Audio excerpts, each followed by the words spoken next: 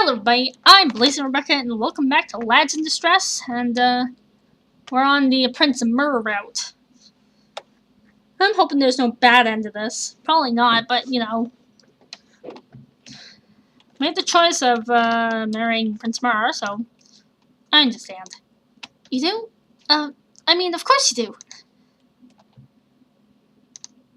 Thank you. Will you at least let me switch bodies for you just for a day or two? Yep, just casual things, like, hey, let's switch bodies. Wait, what? I'll be able to get close to the mirror, and I may even be able to draw try a few minor spells on him to test his motives. If he tries anything, I'll stop him. I get your reasoning, but what do you mean by switching bodies? I didn't even know that was a thing. It is real indeed, and it can certainly be very useful. Okay, well, can it not be today, I guess? For lack of better words, what happens is that the souls escape their bodies and enter their partners' bodies. Well, you can't deny I'm practically a prodigy at magic. Nicole rolls his eyes at my boasting, but he doesn't object. God damn it, Nicole.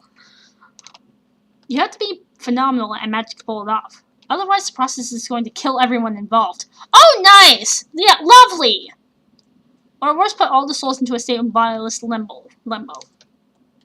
I don't want you to switch with me right now, but will you teach me how to do it? You never know, it might come in handy in the future. I don't think you're ready for it yet. The process is very fickle and demanding. Even if you perform the skill perfectly, if you want to switch to last longer than a few days, well, you'll have to make sacrifices. Blood sacrifices. Otherwise, your mind will dissolve. Oh, great! You want to risk all that? Why? Oh, don't misunderstand. It won't be my first time, and I'll actually know what I'm doing. All I'm saying is that you're not ready to initiate it, especially since Prince Mer will take up so much of your time and attention. Point taken. Promise me that you'll teach me once I'm more free. I'm always up for a challenge. I promise. And before I get us off topic again, why are you here? What do you need me for? I doubt you rushed over here because you wanted me to lecture you. Oh, actually, can you stay the hell away from here for one day? Can you stay... Wow! Just like that! Can you stay away from this room for the rest of the day? How do I make this sound unsuspiciously incredible? I'm gonna turn into a shit show. I want to try a few personal spells and potions by myself. I'm failing on both counts. Nicole crosses his arms, his eyes narrowing at my faint bright smile, but he doesn't refuse. Alright, have fun. I'll trust you with that. Just give me some time to finish this potion. I make a small drunken joy as I beam up at him. Thanks, Nicole! You have fun too! I grab Nicole's hands and give him a tight squeeze. Be careful, Charming! I nod, but despite my optimism, I cannot but indulge the nagging thought in the back of my mind. What if Nicole's right? What if the Prince Mer isn't the kind man he seems to be?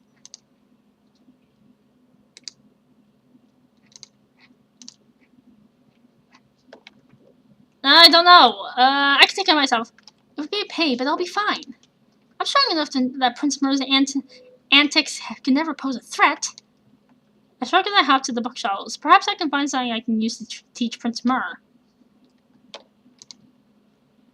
When I see Nicole finally leave, I wave him goodbye.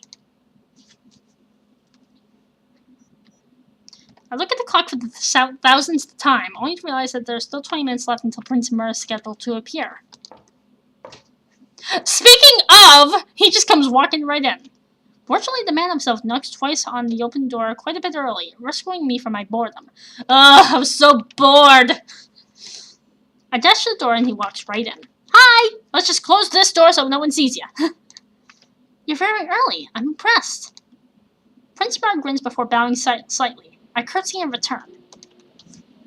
Why don't we drop the formalities? We're soon to be married, after all, assuming everything goes well. Yeah, assuming you're not, you know, insane. I take his smile as an agreement. Now, you ready for your lesson? He shrugs as if to ask, why else would I be here? It's like, well, no, I'm here to observe the scenery. Of course I'm here for my lesson. I grab his hand and tug him over to the shelves. Aw, he's adorable. Alright, let's begin. I grab a vial of colored vial and shake it around, creating small tornadoes from inside the vial before handing it to Prince Mer. Drink it up! It's a potion that gives you a little bit of magic. Prince Mer stares at the potion dubiously. I gulp, I'm worried he can somehow see through my ruse. It's like, should I trust you? Oh dear God. Humans aren't born with magic in us, obviously. Potions like these are made by combining materials such as dragon saliva and fairy tears, then chanting days-long spells as they boil. By drinking them, we accept a little of the species' magic abilities. The ingredients are definitely disgusting to think about, but what the heck? Power comes with a price, I guess you could say. My words are mostly ad-lib nonsense. I know better than risk blabbing everything to a man I've been warned so often about. I may be teaching an outsider magic techniques, but that doesn't mean I have to tell every truth or spill every relevant detail.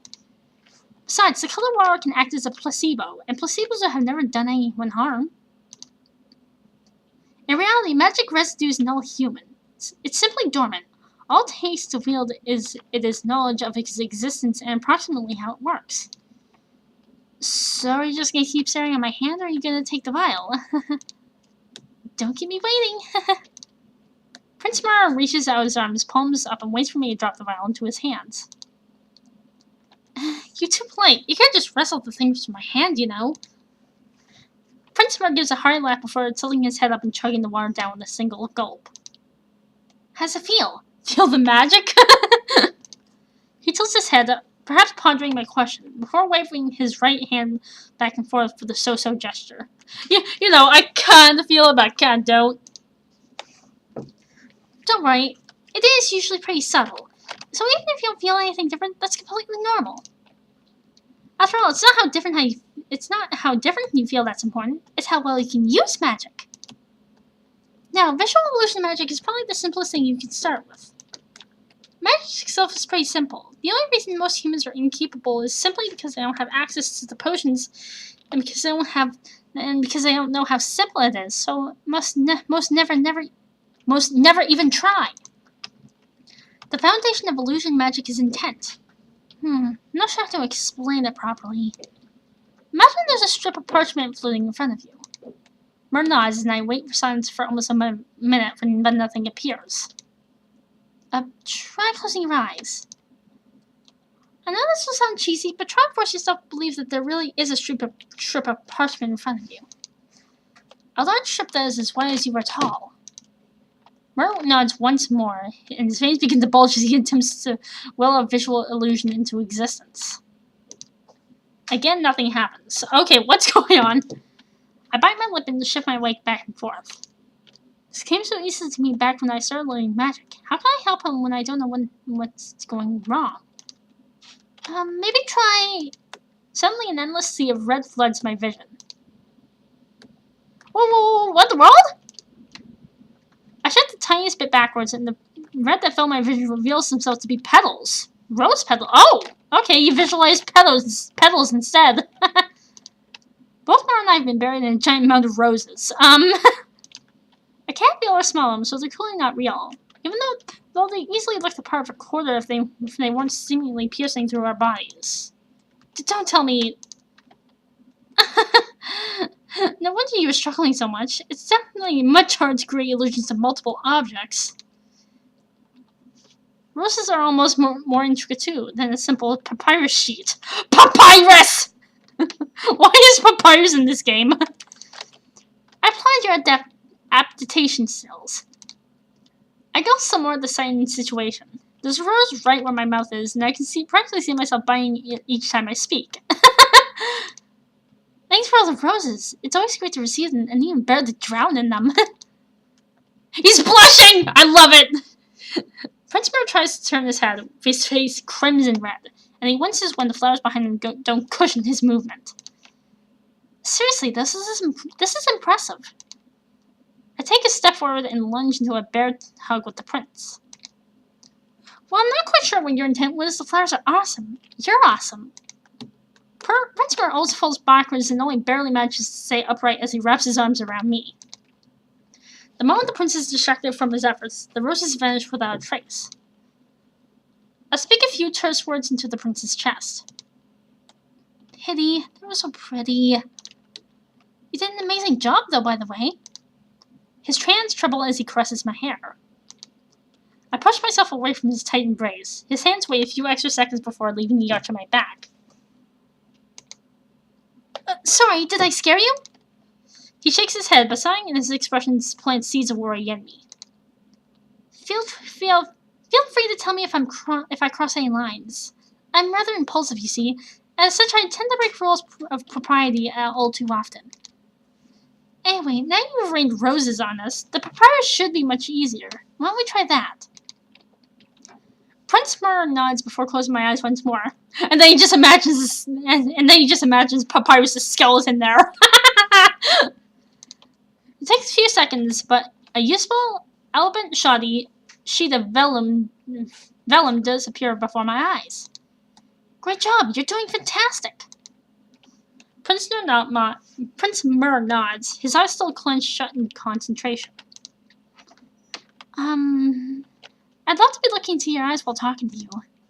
I reach out and brush away the sweat from Prince Mer's face. While his body does jolt at the sensation of my head, his eyes finally open. To his relief, the illusion stays vivid. There we go, you did it! So how do you feel about using magic? A slight smile spreads across his otherwise focused face. I laugh. Don't worry, magic takes a bit of practice is all. This will be a piece of cake in no time. Prince Mer raises his brows and points at me with his thumb. Are you asking how it is for me?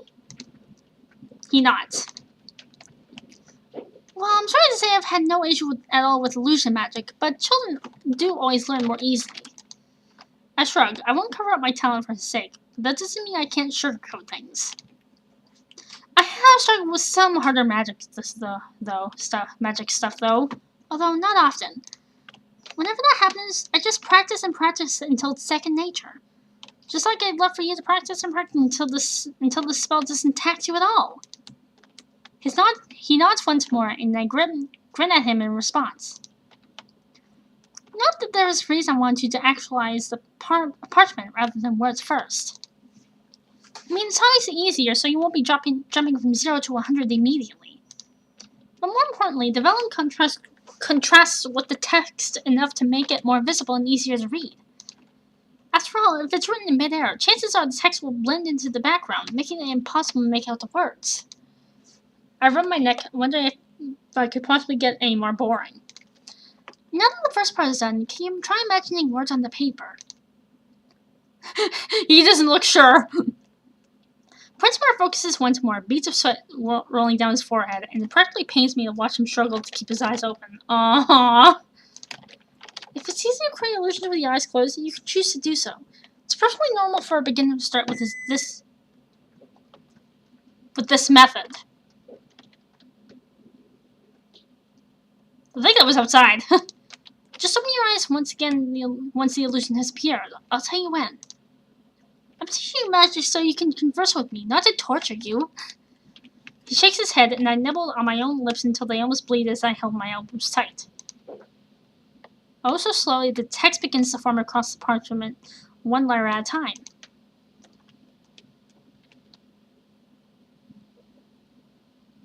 Hey, it's backwards! I do quite enjoy a challenge.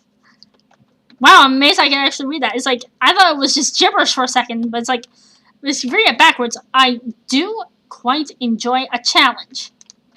What the heck? It takes me a moment to realize why Prince Mer's illusions are gibberish. It's because they're backwards. Don't forget to hold account for this fact that I'm on the opposite side of you. You might need to preserve the text horizontally so I can read it. Prince Mer cocks his head in his confusion, as he walks closer to me before turning around to look at the parchment from my perspective. He covers his face with his hands before returning to his original place. By the way, don't worry about figuring out the reverse order yourself. That's only tedious, but not pointless. You literally just have to want the text to be displayed horizontally, and it will be. Trying to explain the workings of magic only reminds me of how fickle and bizarre and, well, dangerous it is. People have willed tangible items into existence out of thin air, while the more unfortunate have willed themselves dead. Okay, I'll be back with more. See ya!